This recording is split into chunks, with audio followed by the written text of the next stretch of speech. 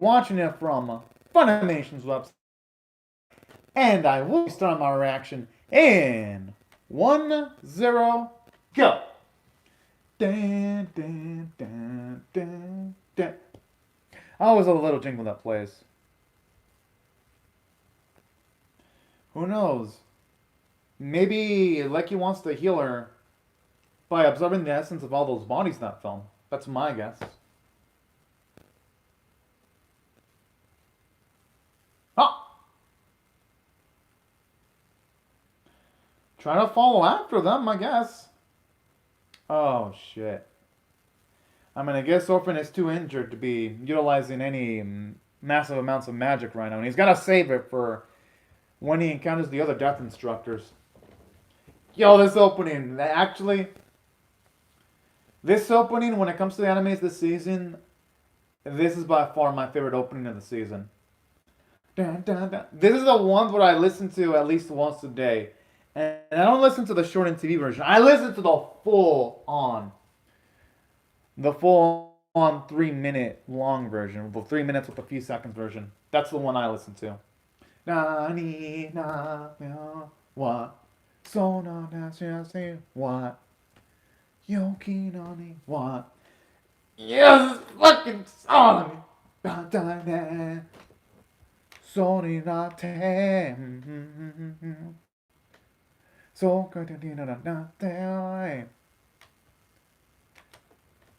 yo, this is like one of the openings where I can just absolutely jam to it. So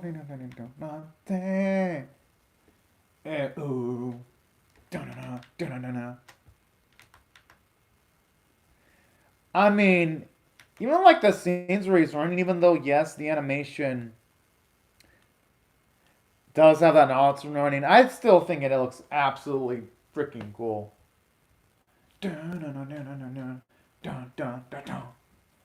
The sorcery will kill him. Okay, that doesn't seem like it's going to be good for our heroes with the description of that title.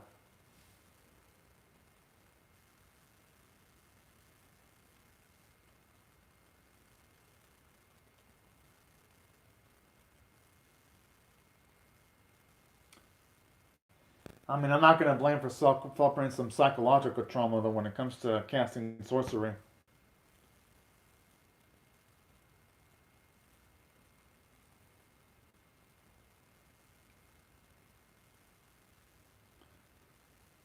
Oh, boy, yeah, there could be a trap there. That's what magic got. Oh! Okay, I thought Orphen was going to be worried for different reasons.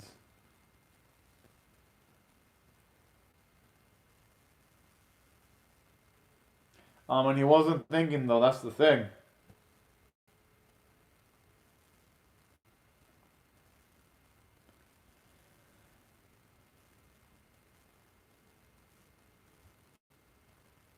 I mean, it's probably because he's just getting used to casting sorcery. That's probably it.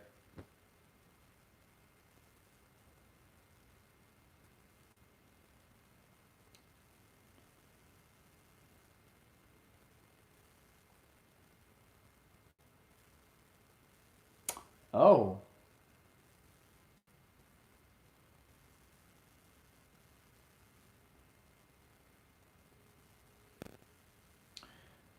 Okay, at least that explains why when it comes to magic. At least finally we're getting to hear some of the danger factor when it comes to sorcery. Since we never got... I mean, hey, Orphen has to hear that. Yeah, he's got a point. Someone has to get things done. If no... I don't think it's jealousy, it's just that in the situation they're in a pretty tight pickle right now.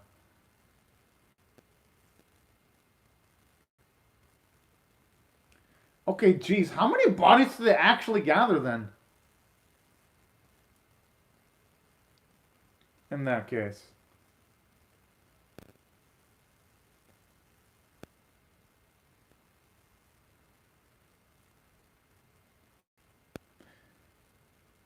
I don't think it's gonna be that simple. The fuck? Yeah.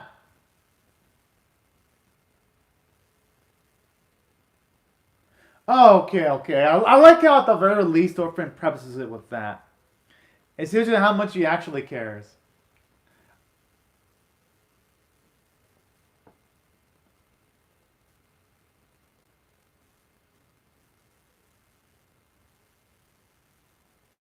Oh, so that's actually cute to actually see Lecky actually successful in helping out Glemmo. Oh, that's fucking adorable.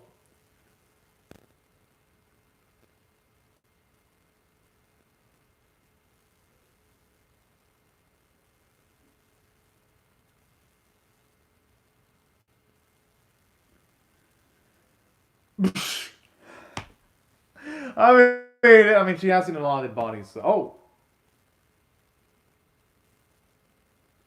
that sounds like Swallow. Yeah. I wonder what's he doing there though. But it is cool. No, I actually liked Swallow when they first introduced him.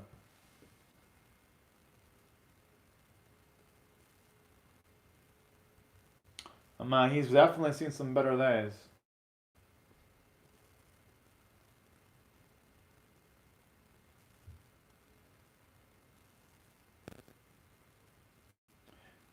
Damn. She owned him so bad she didn't even remember who the dude was.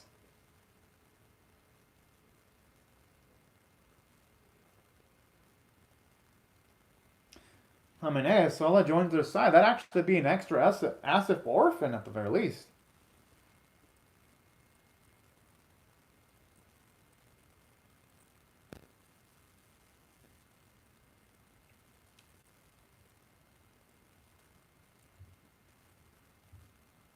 Dang.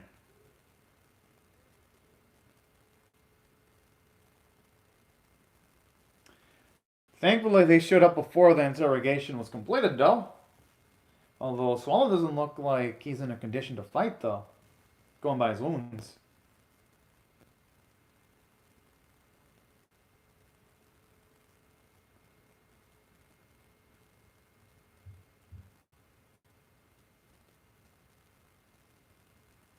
Oh, no, no, no, no. But he has to step it up because I'm not Magic's going to have to risk himself. Or who knows, maybe Sala. Because they sure as hell can't be using Lecky right now because he just blew up the whole fucking building if they were to utilize him.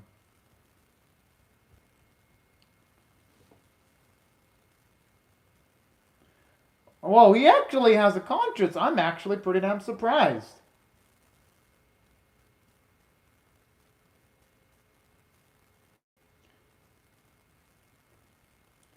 Trying to make himself sound all powerful.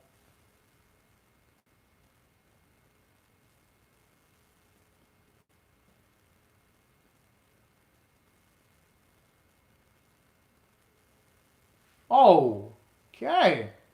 That's pretty fucked up how Lecky's healing Swallow, but he's not even healing Orphen. What the fuck? Lecky, your priorities are fucking backwards, boy.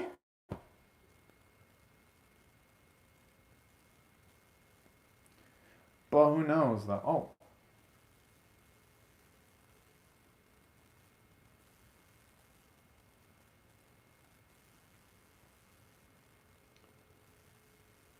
Oh, yeah, I mean, they emphasize the sorcery is all about your mental state. Kind of ashamed that I didn't see Magic actually getting on some action, though. I think that would have been a cool moment for him, actually seeing them protect everyone. Feel like the animators robbed us of an amazing moment, and it felt rushed.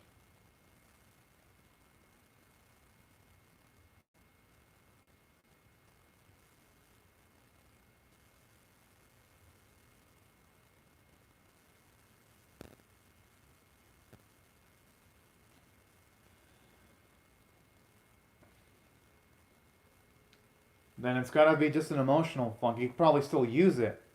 He just doesn't feel confidence right now. That's gotta be it.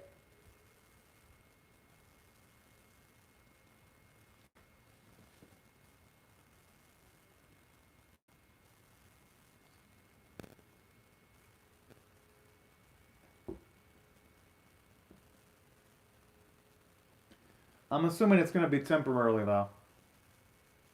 Well, Well, yeah, true, because at least magic can still utilize sorcery even if he doesn't have it much under control.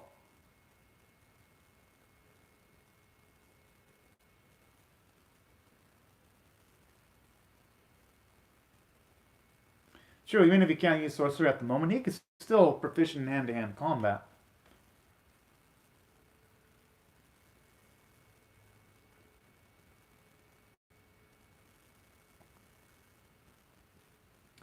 Well, yeah, I mean, they're partners in crime. Might as well get rid of all the formalities at this point.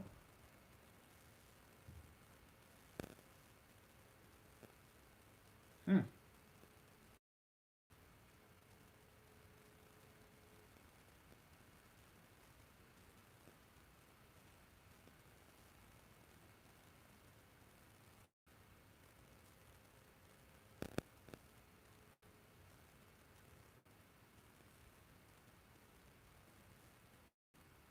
I wouldn't be surprised if they. Oh.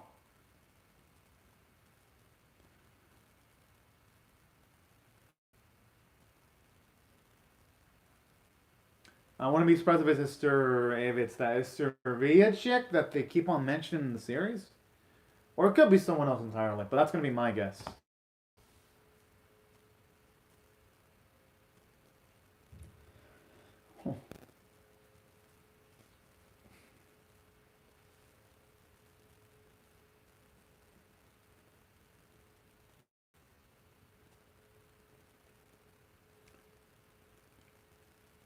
But hey, who knows? Maybe someone might actually be able to guess it.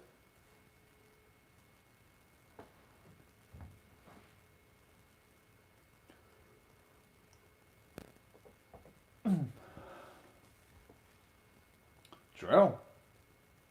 Because even Orphen did mention in one of the previous episodes that it could have been wrecked by magic of a similar caliber at the very least.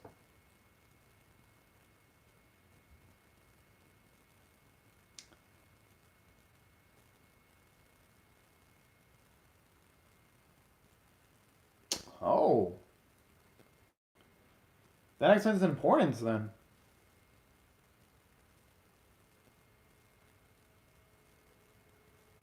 I should say its former importance at the very least.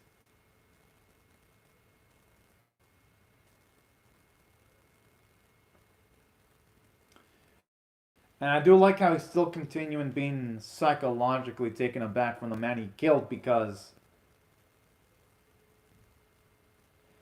And too many animes, like a character kills someone and that's it, they don't react too much. I like how here you're even seeing Orphen's, not just his psychological state, but his physical state's being affected too. I don't think he's pathetic, he's just going through his own emotional funk right now. And anyone in this spot would too. I'm sure if Magic was in the same spot, he'd probably react the same way. It wouldn't just be Orphen reacting like that.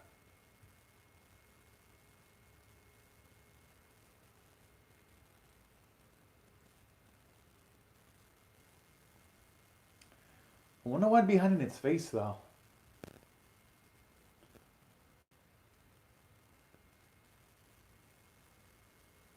Hopefully though she can go further beyond Childman.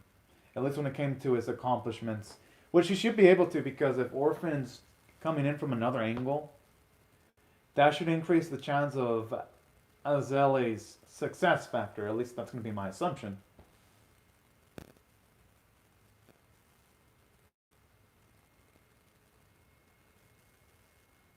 Oh. That explains why he was so damn powerful then.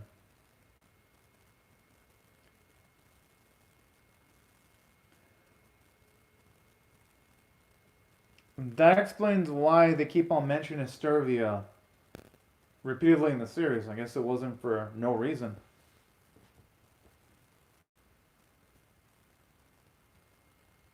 Aww.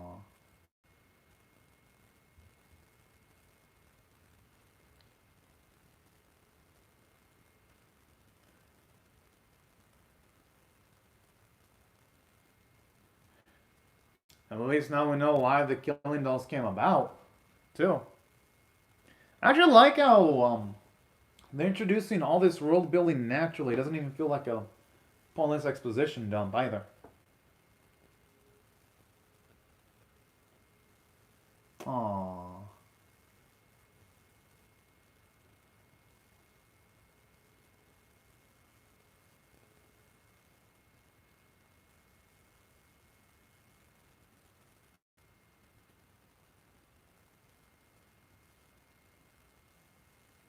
Wait, so Asteria was still alive then? When Charlton was alive? So that's gonna make me assume that.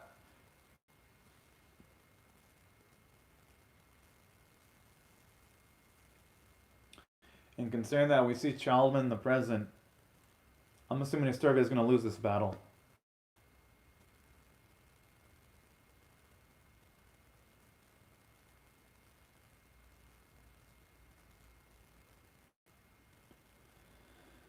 Huh.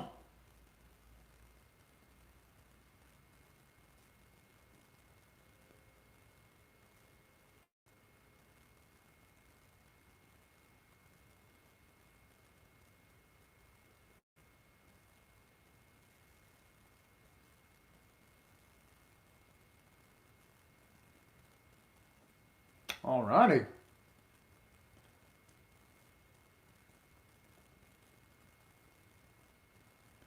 I wonder if we're gonna see Vertihandi again in the series because I don't think they'd be giving it that much detail in its character design for no reason.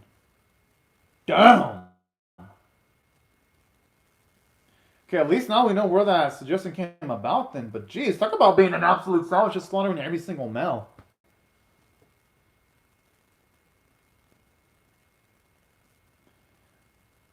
I mean, honestly, if I'm being real with y'all, as Servia only did what she thought was best at the moment, I wouldn't blame her for her decision making.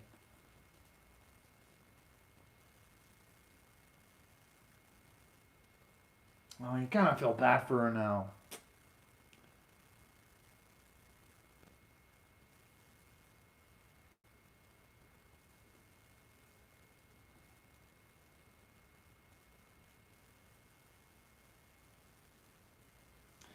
The thing is, though, you're not going to be able to do everything in life the way you idealize it, though. That's the thing. Okay, never mind. Okay, I mean, I guess if she did that, I could see why Charlton was pissed. Okay.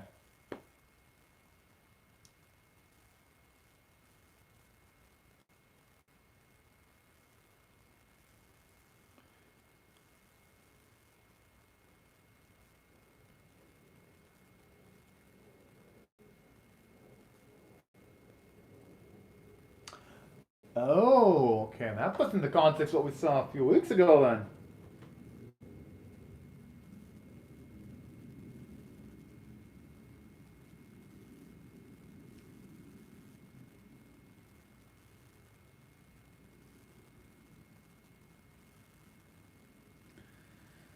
I mean, at least now we know that Asteria, she had her heart in the right place.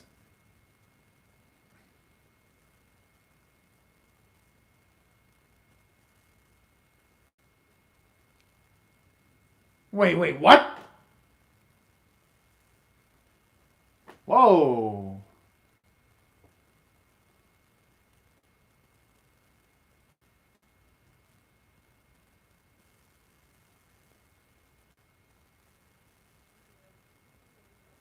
Hey, you know, I wouldn't mind actually getting a full-on backstory episode. Yo, he looks like he's been mind-fucked.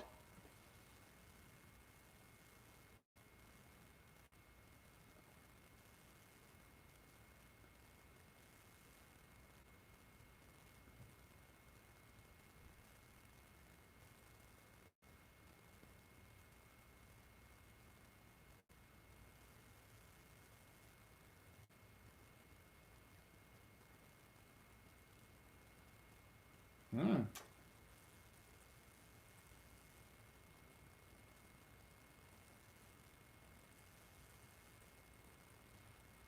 Jeez.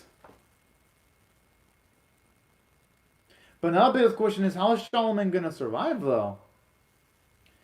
Because we know he at least makes it out alive enough to be there at the start of the series.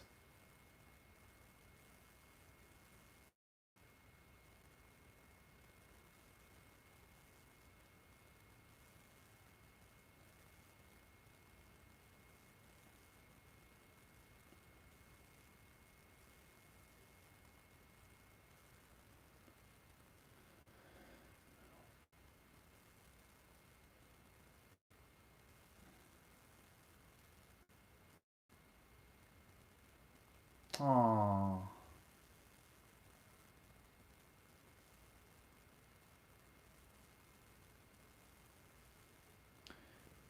Thankfully, Azele and Orphen fit the bill for that perfectly.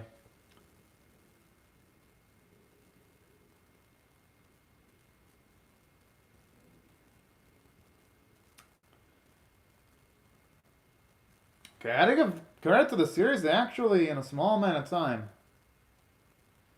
It was nice to finally get to see a Sturvius perspective on it all. And now that explains why Solomon knew so much different bits of information too, to boot.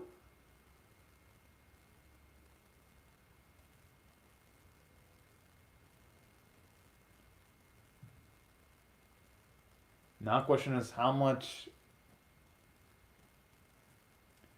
So that implies that he came from the future then, Sheldman.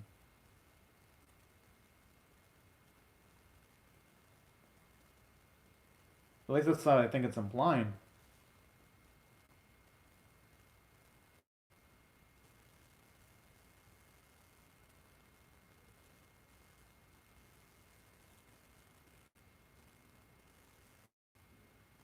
Hmm.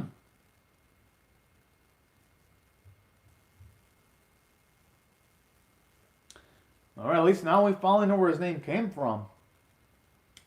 And on top of that,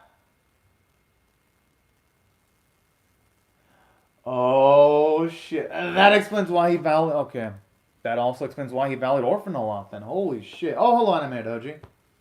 Yeah, I'm excited for the anime too. As for the episode itself, I digged it. I'm actually going to rate it an 8 out of 10 because it gave us a lot of necessary world building. At least now we understand Eustorvia's perspective, where her goal of wanting to protect everyone. It's a pretty dang sound one, if I gotta admit.